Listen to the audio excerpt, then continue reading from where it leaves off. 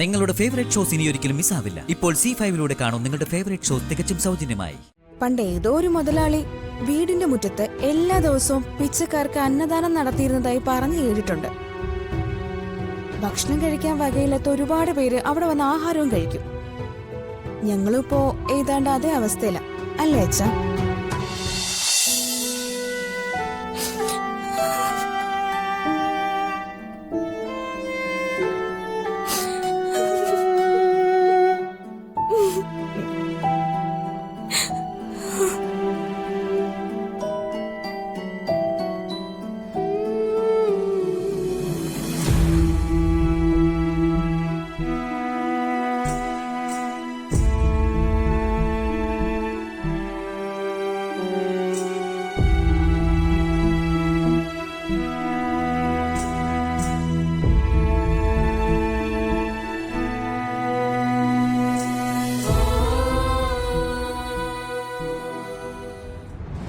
അവർക്ക് അങ്ങനെ തന്നെ വേണം.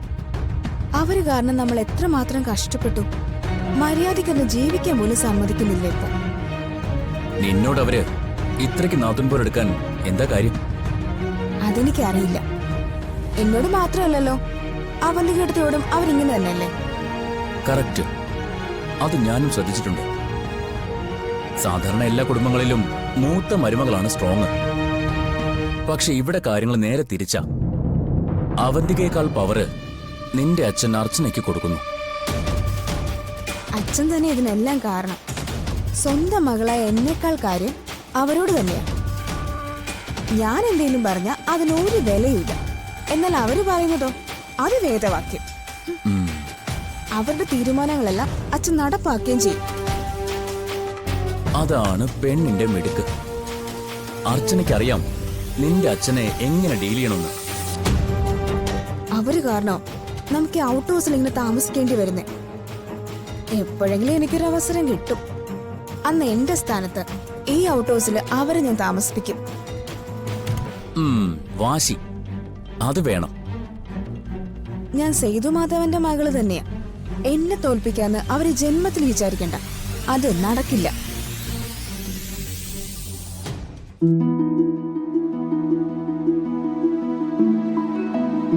അനഘേ,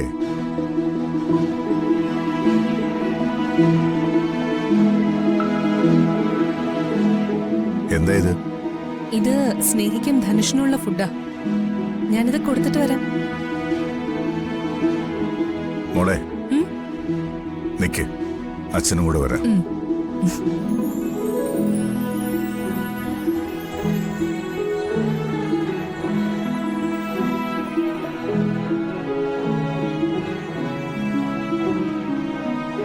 ഇനി ഒരിക്കലും അവർക്ക് ആ കുഞ്ഞിനെ തിരിച്ചു കിട്ടാൻ പോകുന്നില്ല.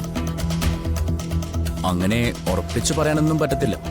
വേണമെങ്കിൽ അവർക്ക് നിയമപരമായി ആ കുഞ്ഞിനെ ദത്തെടുക്കാൻ പറ്റും. അങ്ങനെ സംഭവിക്കോ? എനിക്ക് തോന്നുന്നില്ല. മോളെ,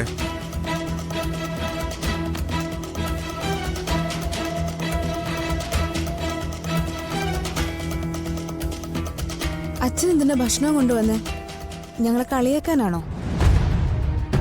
നിനക്ക് അങ്ങനെയാണോ തോന്നിയത്? അപ്പോ നിനക്ക് അച്ഛനെ ഇനിയും മനസ്സിലായിട്ടില്ല. എനിക്ക് എല്ലാവരെയും നല്ലതുപോലെ മനസ്സിലായി. അതുകൊണ്ടാണല്ലോ ഞങ്ങൾക്ക് ഔട്ട് ഹൗസിൽ താമസിക്കേണ്ടി വന്നത്. സ്നേഹ മതി, അച്ഛനോട് ഇങ്ങനൊന്നും പറയരുത്. അവള് പറയട്ടെ. അല്ലെങ്കിലും മാതാപിതാക്കളെ വിഷമിപ്പിക്കുന്നതാണല്ലോ ചില മക്കളുടെ സന്തോഷം. പണ്ട് ഏതോ ഒരു മുതലാളി വീടിന്റെ മുറ്റത്ത് എല്ലാ ദിവസവും പിച്ചക്കാർക്ക് അന്നദാനം നടത്തിയിരുന്നതായി പറഞ്ഞു കേട്ടിട്ടുണ്ട്. ഭക്ഷണം കഴിക്കാൻ വകയില്ലാത്ത ഒരുപാട് പേര് അവിടെ വന്ന് ആഹാരവും കഴിക്കും. ഞങ്ങളിപ്പോ ഏതാണ്ട് അതേ അവസ്ഥയില അല്ലേ അച്ഛാ?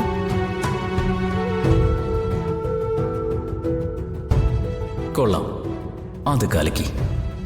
ഇത് സേതുമാധവന്റെ നെഞ്ചിൽ കൊണ്ടിട്ടുണ്ട്.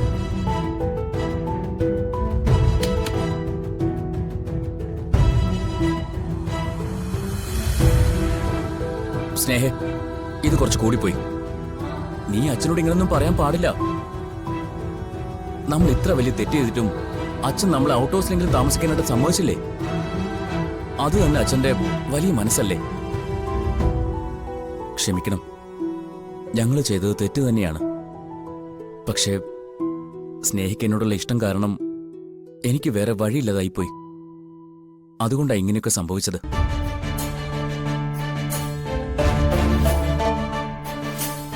സാറിന്റെ വിഷമം എനിക്കറിയാം. സ്നേഹ ഒരുപാട് വട്ടം എന്നോട് പറഞ്ഞതാണ് ഇവിടുന്ന് എങ്ങോട്ടെങ്കിലും മാറി താമസിക്കാമെന്ന്. പക്ഷേ സാറിന് ഇവളോടുള്ള സ്നേഹം എത്ര വലുതാണെന്നുള്ളത് എനിക്കറിയാം. ഇവളെ ഓർത്ത് സാർ ഒരുപാട് ദുഃഖിക്കുന്നുണ്ട്. ഒരു കാര്യം ഞാൻ സാറിന് ഉറപ്പു തരാം, ഞാൻ കാരണം ഒരിക്കലും സ്നേഹ ദുഃഖിക്കേണ്ടി വരില്ല. സാറിന്റെ മകൾ എന്നും സാറിന്റെ അടുത്ത് തന്നെ ഉണ്ടാവും. എല്ലാ അച്ഛനമ്മമാരും മക്കളെ വളർത്തുന്നത് ഒരുപാട് പ്രതീക്ഷയോടെയാണ്.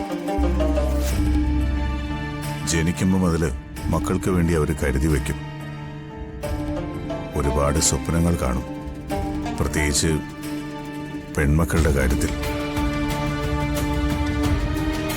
അച്ഛന്മാർക്ക് ആൺകുട്ടികളെക്കാൾ കരുതലും സ്നേഹവും പെൺകുട്ടികളോട് തന്നെയാണ്.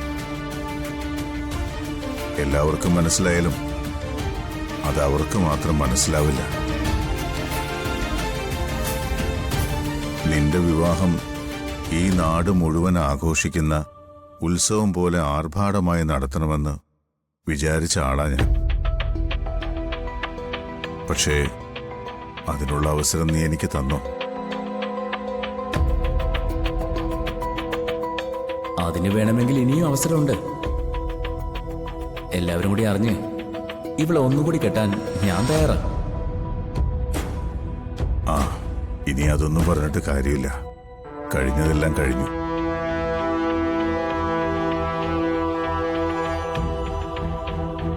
ഇതിനകത്ത് സൗകര്യങ്ങളൊക്കെ കുറവാണെന്ന് അച്ഛൻ അറിയാൻ മോളെ.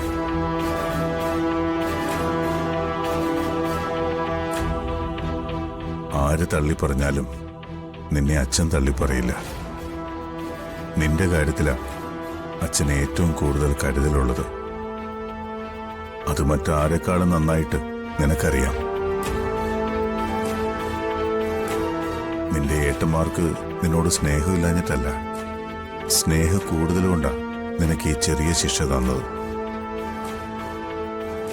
ജീവിതം നീ കാണുന്നതല്ല മോളെ.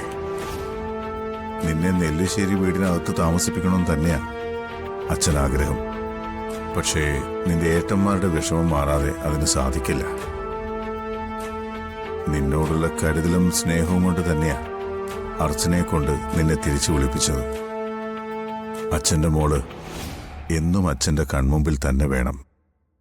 ഡൗൺലോഡ് ചെയ്യൂ C5 ആപ്പ്. കാണൂ എല്ലാ എപ്പിസോഡുകളും സൗജന്യമായി.